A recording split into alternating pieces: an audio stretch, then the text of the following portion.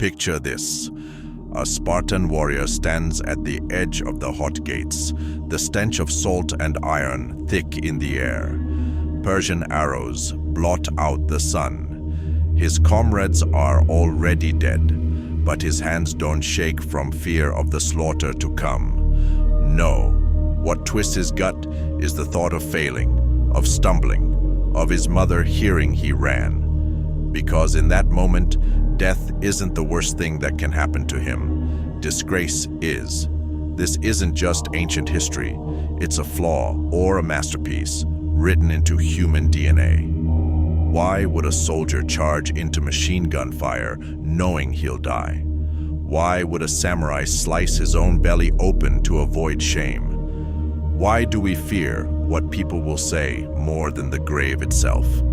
John Keegan called it the invisible calculus of honor, and it's not just about war. It's about you. The lies you tell to stay respected. The secrets you bury to avoid judgment. The part of you that would rather die than be seen as weak. Tonight, we're diving into the black hole of human pride. Strap in. Let me take you to Waterloo, 1815.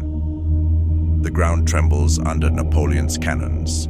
A British redcoat, 19 years old, let's call him Thomas, hears the French cavalry charging.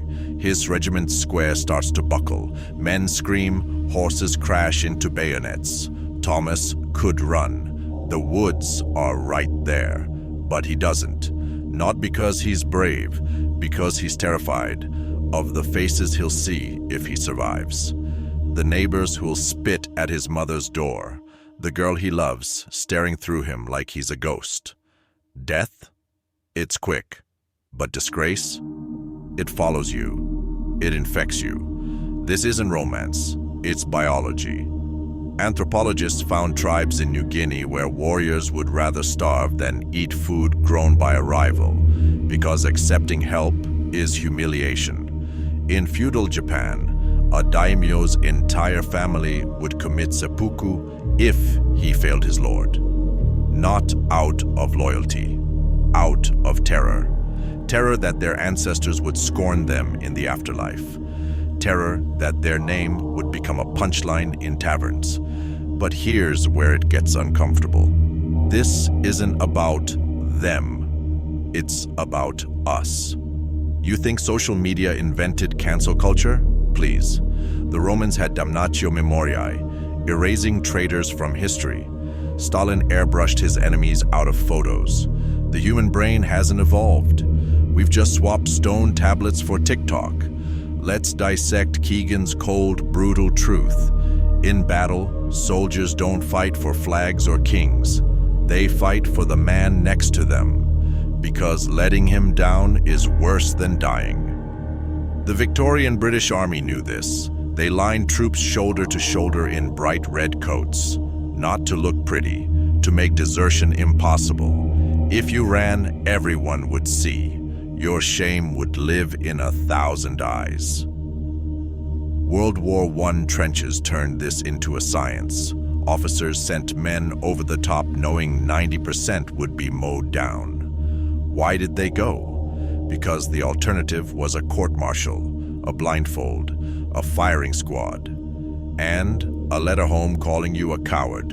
Your mother would bury your body but wear your shame like a scar. And it's not just soldiers. Ever heard of the dulce et decorum est myth?